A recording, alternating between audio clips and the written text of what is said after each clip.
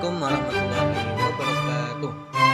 Kembali lagi bersama saya Ahmad Siddiq Halim, mahasiswa dari Universitas Islam Negeri Raden Massaid Surakarta, Prodi Tadris Bahasa Indonesia. Pada video kali ini saya akan menceritakan sebuah novel yang berjudul 6 Rasa yang ditujukan untuk menyelesaikan ujian akhir semester mata kuliah Sejarah Sastra yang diampu Ibu Sri Lestari MPD. Novel ini menceritakan tentang seorang anak yang bernama Aslan, anak tunggal dari keluarga yang cukup mampu. Ayahnya merupakan seorang tentara angkatan darat dan bundanya seorang direktur di perusahaan kakeknya. Ia tinggal di kota Jakarta, kotanya para perantau untuk mencari kerja. Saat ini ia berusia 17 tahun, yang dimana 2 bulan lagi ia akan berulang tahun yang ke-18, dimana semua yang ku mau dapat terwujud, katanya. Ia bersekolah di SMA Putra Bangsa Sejahtera, sekolah kondang dengan fasilitas elit di sana, berisi orang yang kaya. Ia duduk di kelas 11 jurusan IPS karena ingin mengambil ekonomi. Ia merupakan anak yang nakal, bandel, anak yang sering masuk ruang BK karena kenakalannya. Ia merupakan anak tongkrongan dan sering tawuran. Dan ia pun pernah masuk ke kantor polisi karena tawuran.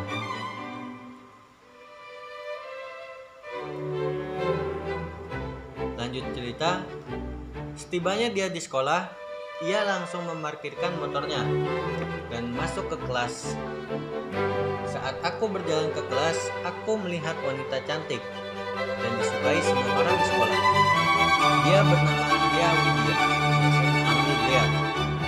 Dia cantik, baik, tapi cuek kalau dideketin. Makanya banyak yang gagal dan nyerah. Dia anak baru di sekolah ini, baru beberapa bulan pindah. "Hai, kamu Dea ya?" tanyaku. "Iya, kamu Aslan ya? Salam kenal ya Aslan," jawabnya. Slan, tegurnya saat aku melamun. Iya, Dek, salam kenal. Nanti ketemu lagi ya di kantin. Ada istirahat, ajakku. "Iya Slan," jawabnya.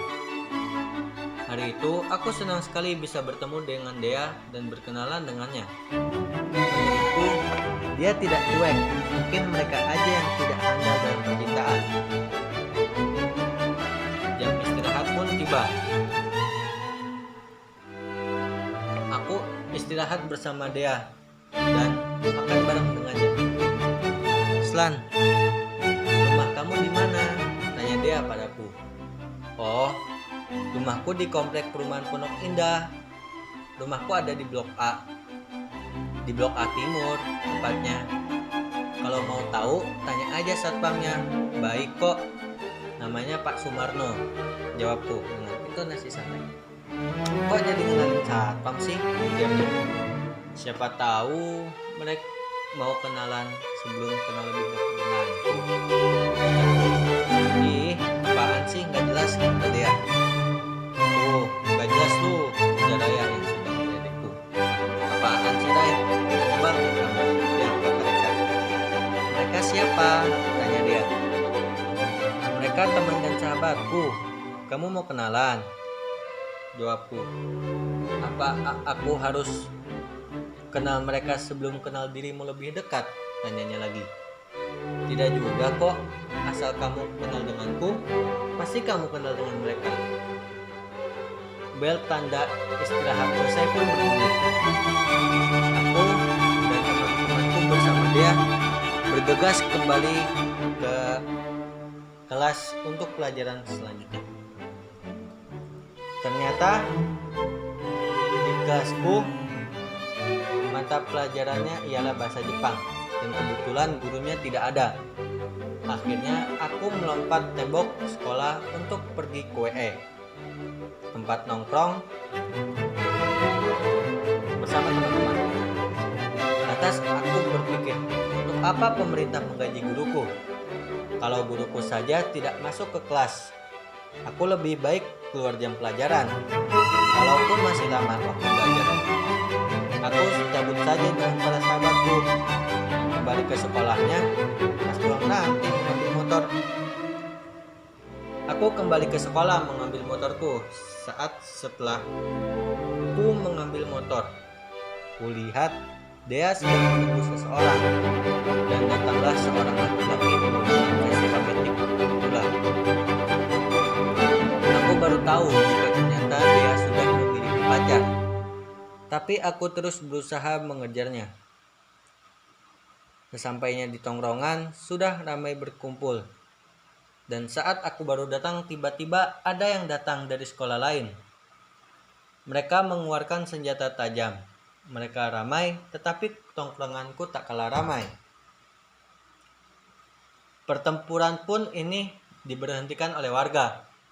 Dan aku serta perwakilan dari sekolah mereka dipanggil warga untuk ditanya-tanya tentang alasan mereka. Alasan mereka menyerang ternyata karena ingin membalas dendam waktu itu. Mereka kalah, akhirnya aku sepakat bergeser pindah arena. Kulihat mereka sudah bersiap berkumpul dan aku beserta teman-teman semuanya sudah siap.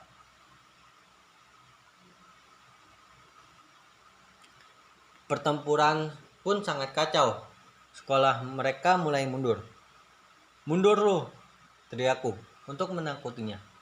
Tadi sangka di belakangku sudah ada alumni dari sekolah mereka. Dan sekolahku terkepung. Untungnya bagian dari depan sudah mundur, jadi bisa lari dari para alumni mereka. Sirine polisi pun berbunyi. Aku dan teman-temanku masuk ke gang dekat situ.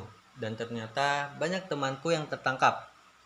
Aku dan sahabatku bersembunyi di warung, pura-pura untuk membeli. Tiba-tiba polisi datang. "Nah, kalian yang tadi ikut tawuran kan?" tanya polisi itu. "Tidak, Pak.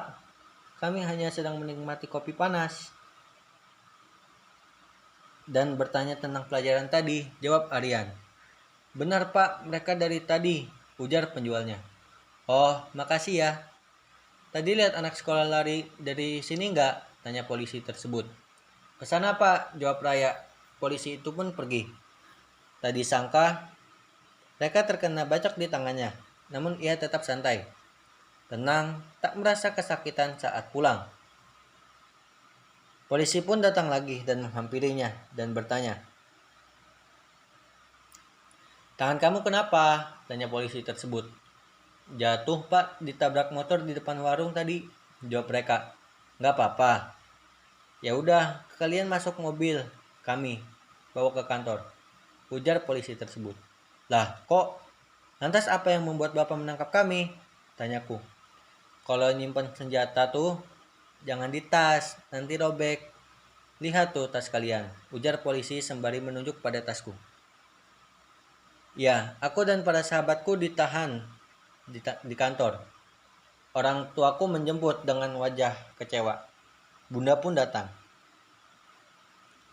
Motor kesayanganku tinggalkan di TKP dan aku dijemput menggunakan mobil kesayangan Bunda, yakni BMW E200. Bunda mengantarkanku ke TKP untuk mengambil motorku. Untung saja tidak ada yang mencurinya. Di rumah, aku dinasihati Bunda dan ditanyakan apa yang telah terjadi. "Memangnya kamu kenapa sih bisa ketangkap?" tanya Bunda. "Aku ikut tawuran, Bun," jawabku dengan wajah pasrah sambil menunduk. "Aslan, kalau bicara dengan orang lain tuh tatap matanya," ujar Bunda. "Iya, Bun, maaf. Pertama sekolahku diserang, Bun, dan aku beserta sahabat dan teman-temanku mengajaknya di daerah lain," ucapku. "Terus kalian ketemuan di underpass dan tawuran?" tanya Bunda. "Iya, Bun, dan polisi datang. Aku dan teman-teman bersembunyi di warung, tapi karena ada sebuah luka bacokan di tubuh, polisi pun mencurigainya dan membawa kami ke kantor," ujarku. "Payah kamu, seorang panglima perang gak bakalan bersembunyi dan berani bertanggung jawab. Kalau kamu benar, kenapa tidak lawan saja polisinya? Kamu bacok pakai senjata kamu. Tapi di sini kamu salah. Kamu harus bertanggung jawab. Nasihat bunda padaku. Tapi ayah tak tahu kan bun? Tanyaku. Tidak sayang. Bunda akan merahasiakan ini, jawab bunda. Makasih ya bun, ujarku sembari memeluk bunda. Setelah itu aku langsung pergi mandi dan menonton TV.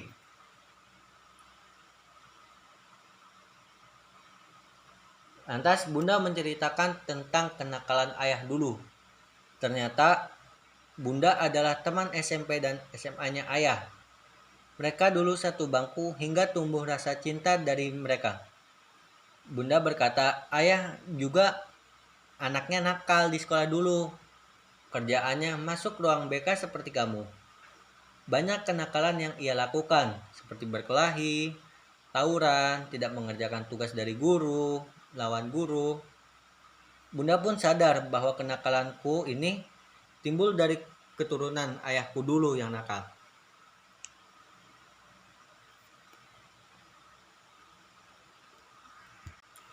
Hari ini jam pertama ada pelajaran Bu Sri, 3 jam pelajaran. Membosankan. Iya, memang karena selalu ketat, tak ada senggang. Bu Sri menjelaskan pelajaran dengan lantang. Bak Soekarno memproklamasikan proklamasi kemerdekaan. Pada saat itu, kulihat para sahabatku sedang bercanda. Bu Sri pun mulai risih dan berhenti menjelaskan dan bertanya, siapa yang bercanda? Tanya Bu Sri dengan tegas. Aslan bu, jawaban yang kompak dari teman-teman. Ah, tidak bu, saya dari tadi menyimak ibu, belaku. Tidak bu, memang Aslan dari tadi nggak bisa diam bu, ujar Eka. Aku dituduh, difitnah, dan akhirnya aku dipanggil menghadap di ruang guru. Di sana sudah ada bunda. Bunda datang membawa mobil. Bunda berbicara kepadaku untuk meminta maaf kepada Bu Sri. Tapi aku tak mau, karena aku tak merasa bersalah. Mengapa kamu melakukan ini? Tanya bunda. Aku tak lakukan apapun bun, jawabku dengan tegas. Seorang perwira mengaku salah dan bertanggung jawab jika dia salah. Tetapi jika dia benar, apa salahnya untuk melawan dan membela kebenaran? Ucap ayah yang tiba-tiba datang masuk ke ruang guru. Aku bingung dan bertanya-tanya, ada apa ini? Kenapa tiba-tiba ayah datang? Bukankah seharusnya ayah sedang bertugas di luar kota? Aku pun bingung. Tak hanya itu, di balik ayahku, teman-teman membawakan kue ulang tahun yang bertuliskan namaku. Mereka semua bersorak padaku dan mengucapkan selamat ulang tahun kepadaku. Selamat ulang tahun nak, ucap ayah sambil memelukku. Selamat ulang tahun sayang. Ini semua berkat teman-temanmu. Mereka menyusun ini dan berhasil mengundang ayah, ucap bunda. Para lu sob, udah diselamatin ulang tahun, tiup dululah lilinnya, ucap Aryan. Thanks sob, ucapku. Mereka semua adalah sahabatku yang sangat baik dan setia. Aku masih bingung dengan kejadian ini. Kukira hal tersebut terjadi karena hal lain. Namun ternyata anehnya hal tersebut terjadi karena mereka yang memberikan surprise yang sangat berkesan. Nah, ternyata dalam dirimu terdapat jiwa perwira. Kamu berani membela kebenaran dan melawan kesalahan. Pertahankan itu nak, ucap ayah. Ini semua berkat ayahku pak. Ia mengajarkanku tentang menjadi perwira yang baik dan tangguh. Jawabku. Tiba-tiba bunda memberiku sebuah kotak. Itu adalah kado ulang tahunku. Ini untuk jagoan bunda. Terima kasih bun. Buka dong, ujar Aryan. Au, didiemin mulu, mending buat gue, ujar Eka. Kadonya pun kubuka, ternyata adalah smartphone terbaru. Aku sangat senang dan bangga. Aku langsung memeluk dan mencium bunda. Emang bunda doang yang punya kado, ayah juga ada, ujar ayah. Apa tuh ya? Ini untukmu calon perwira. Kado kecil dan Aku bingung, apa ini kecil sekali? Karena ayah, jika memberi kado langsung mahal, tak pernah murah. Saat ku buka, ternyata isinya sepucuk surat yang berisi teka-teki dengan tulisan, keluarlah dari zona nyamanmu. Aku bingung, dan aku mulai berpikir sejenak. Sahabatku semua ikut membantu. Tahu nggak ini? Kan lu lagi senang di tempat ini. Dan lu pasti nyaman dengan situasi ini, ujar Raya. Oh, gue ngerti maksud lu, Ray, ujar Reka. Ayo kita keluar, ajak Aryan. Hikmah yang bisa diambil dari novel tersebut, seorang panglima perang gak bakalan bersembunyi dan berani bertanggung jawab. Kalau kamu benar, kenapa tidak lawan saja? Dan seorang perwira mengaku salah dan bertanggung jawab jika dia salah. Tetapi jika dia benar, apa salahnya untuk melawan dan membela kebenaran? Dan janganlah mendengarkan omongan orang lain. Tetap percaya diri dan buktikan kalau kamu bisa menatap masa depanmu dengan baik. Sekian video dari saya. Kurang dan lebihnya saya mohon maaf. Wassalamualaikum warahmatullahi wabarakatuh.